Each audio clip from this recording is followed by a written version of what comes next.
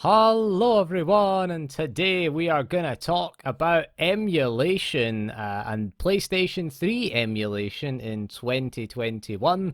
Now, unlike the Xbox counterpart here, there is no official option from Sony, like we see with the Xbox 360 and the original Xbox emulator. So you really only have one choice when it comes to the emulator, and that is RPCS3. Which is a pretty decent emulator at the moment. It's in quite a good position actually at the moment. And PS3 emulation, it was kind of surprising because I saw it a few years ago where you had games it was booting commercial games, but they weren't exactly playable. That was the last time I looked at the PS3 emulator. But it's come on leaps and bounds. Quite a lot of games are fully playable at the moment, and you've got features such as resolution scaling, you've got patches for games to unlock frame rates. We'll have a look at that in this video. But yeah, PSD emulation, it's come quite a long way and it is quite impressive. Compatibility, it sits around 65% of commercially released PS3 games. Now you might think that's great, but there is a slight downside to this, is that a lot of the exclusive sort of PS3 games, the games that you might want to play, like the Sony games, like the Uncharted series, The Last of Us, God of War 3. These games, they kind of run, but they don't run well, I should say. So what are you going to need to run the PS3 emulator? Well, first thing you're going to need is quite a beefy PC. Not so much on the GPU side, I find. The PS3, the RSX GPU, that's what they called it, the reality synthesizer. It was an NVIDIA GPU. It was probably its weakest feature of the PS3 was its GPU. Its lack of VRAM as well really hampered it as well. It only had 256 megabytes of VRAM. And again, it had 256 megabytes of system RAM as well. Unlike the Xbox 360, which had 512 megabytes of the unified memory architecture. So kind of what we see on modern consoles, the PS5 and the Series X, they have 16 gigabytes of unified memory, unified RAM there, and the PS4 and Xbox One, they had 8 gigabytes of unified memory. So the PS3 was a little different. It did have the Cell CPU, which is quite a challenge for the emulator, because in theory, the Cell CPU is single-threaded performance is theoretically more powerful than most CPUs on the market today. So it is very difficult to emulate that Cell CPU. A lot of games didn't really utilize the GPU too much. They tended to lean heavily on the CPU for a lot of things. And you'll see that in the performance. You'll look at this. All of these games that you see are running at 1440p. And you'll see here that the GPU really isn't pushed. You can push some games up to 4K. Even on relatively modest hardware, it should be able to run it fine as long as it can handle the CPU side of things.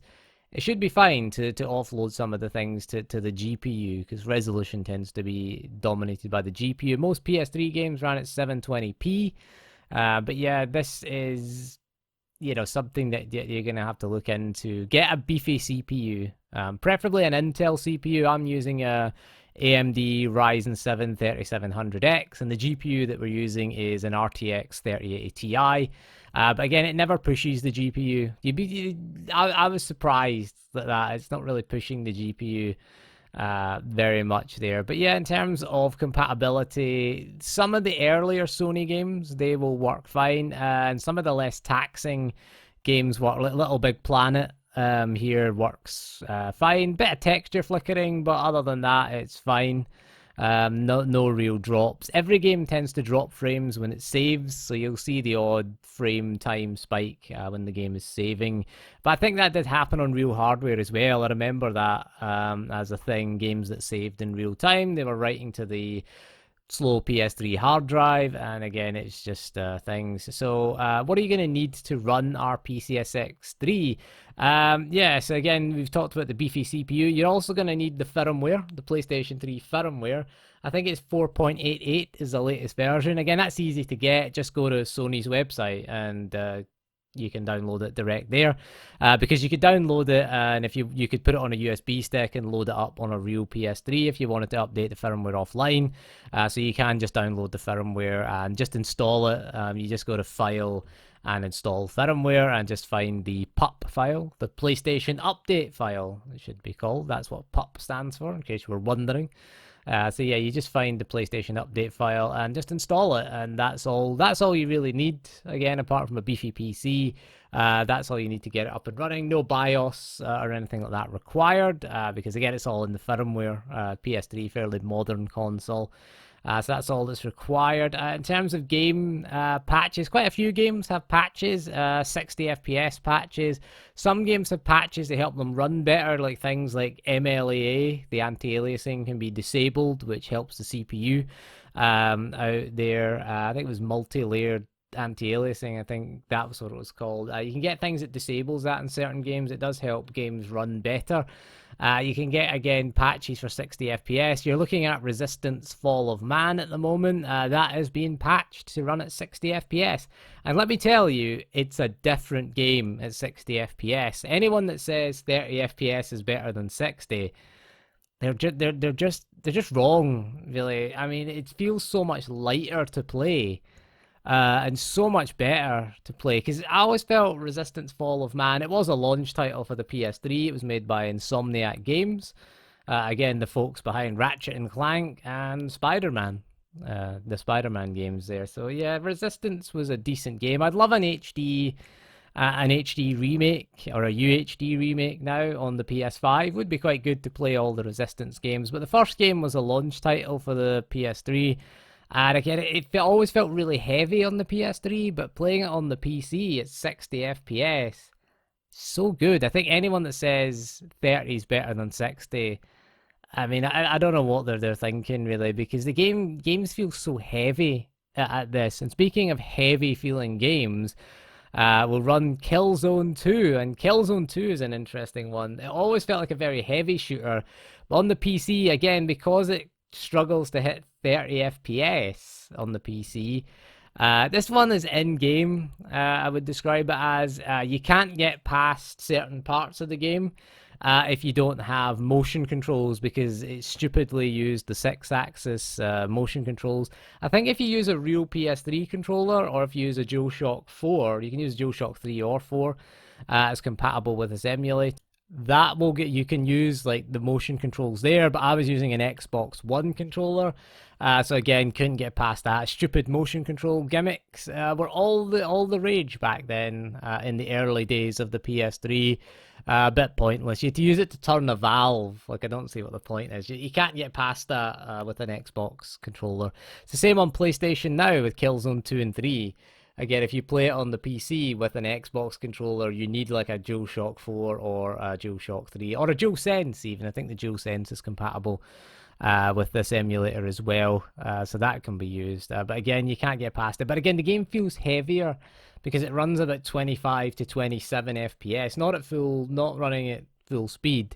But again, it just struggles. Again, Sony exclusive games really did struggle because they got the best out of that Cell CPU. And it's just so difficult for even for a reasonably modern PC to handle. That's what's surprising. You look at a lot of PS3 games. That's why you don't get PS3 emulation on the PlayStation 4 or 5. It's just too difficult for a lot of games. That's why Sony went for native ports. Like, you got the Uncharted Nathan Drake collection, which the game had to be ported from the PS3 to the PS4. Same with The Last of Us Remastered. Those games were all ported over to the PS4. But it would have been nice to have played some of those Sony exclusive games there. But again, most games that do run well, they run pretty well. Metal Gear Solid 4 is another one. The good news about Metal Gear Solid 4 is that the majority of the game runs at 60 FPS. Unfortunately, the majority of Metal Gear Solid 4 is cutscenes. So the cutscenes run fine. That's the majority of the game. What little gameplay you had in MGS4 only runs about 20 FPS is the maximum. It's weird though, because you watch a real-time cutscene and it's 60 FPS. It's a real-time rendered cutscene. It's using the GPU, and then it goes to gameplay, and the frame rate just tumbles. Yeah, so I've tried downloading. There was a Canary patch for it as well. I've loaded that up. Doesn't do anything. I've went for the recommended settings. That's one of the good things about the PS3 emulator is it's got a very good user interface. It reminds me a lot of Dolphin.